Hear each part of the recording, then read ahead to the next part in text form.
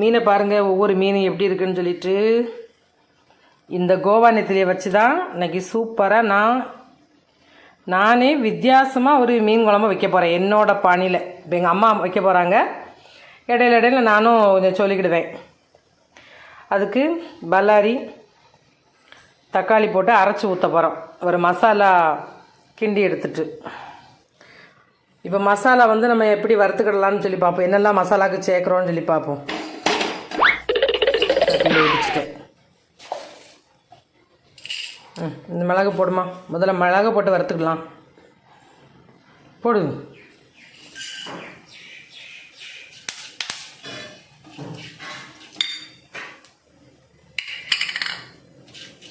தேவையான அளவு ஜீரகம் போட்டாச்சு.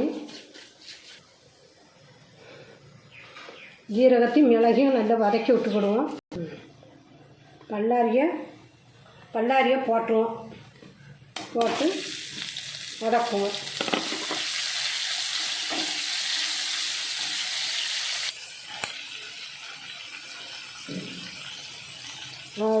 பல்லாரி வதங்கிறதுக்கு ரெண்டு உப்பு போட்டுக்கிடுவோம்.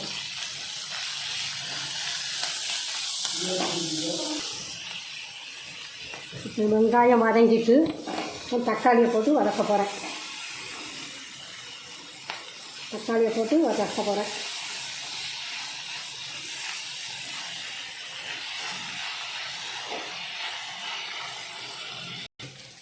தக்காளி வெங்காயம் நல்லா வதங்கிட்டு இப்போ கொஞ்சம் தேவைக்கு தேங்காய் போடுவேன். தேங்காய் போட்டு வதக்குறேன்.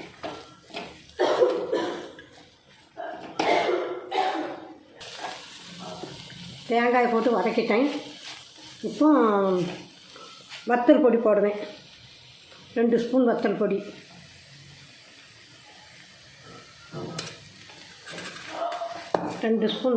போட்டிருக்கேன். 2 ஸ்பூனு மல்லிப்பொடி.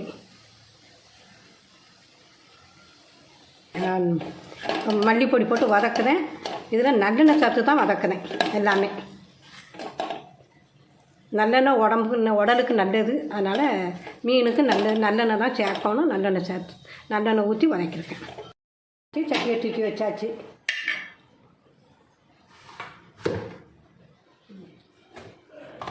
மசாலா அரைச்சிட்டு இந்த மசாலாவை சட்டியில் ஊற்ற போகிறேன். ஊற்றியாச்சு.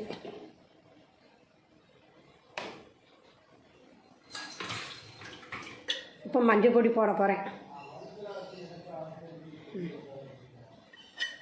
மஞ்சள் பொடி போட்டாச்சு. இப்போ தேவைக்கு ஏற்கனவே உள்ளியில் உப்பு போட்டு வதக்கியிருக்கேன். மசாலாவில் உப்பு போட்டு வதக்கிட்டேன். இப்போ குழம்புக்கு குறைச்சி போடுறேன். என் போக்குலின்னு பேசணும். கொதிச்சது போல தான் மீனை போடணும். இல்லைன்னா மீன் துண்டு துண்டாக போயிடும். நெத்திலி மீன், பெரிய நெத்திலி மீன்.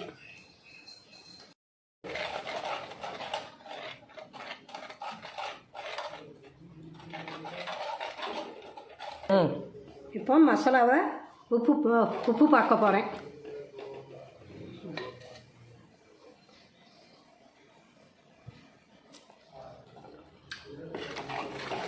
கொஞ்சம் உப்பு கம்மியாக இருக்குது. கூட கொஞ்சம் உப்பு போட்டுக்கிடுவோம்.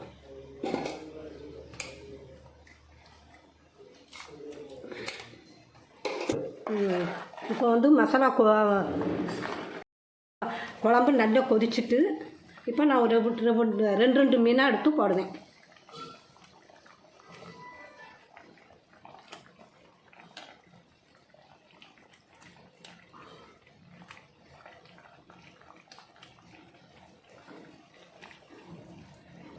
எல்லா மீனையும் போட்டாச்சு. கொஞ்சம் நேரத்துக்கு வேகட்டும். இப்போ நான் நல்லெண்ணெய் ஊற்ற தான் தாளிக்கிறதுக்கு. நல்லெண்ணெய் ஊற்றியாச்சு. இப்போ கடுகு போடுவேன்.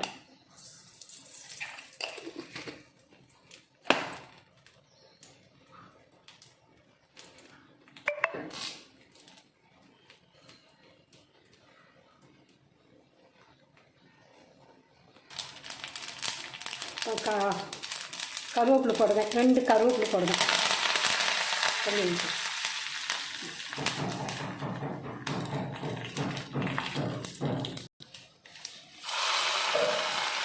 தாளிச்சத்தை மீனில் ஊற்றியாச்சு.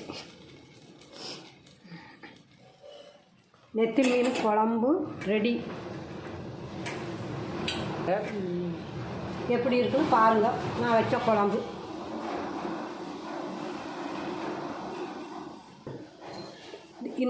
இந்த மாதிரி இந்த குழம்பு வச்சு சாப்பிட்டு பாருங்கள். வெளியூர் போனாலும் சாப்பிட்றதுக்கு நல்லாயிருக்கும்.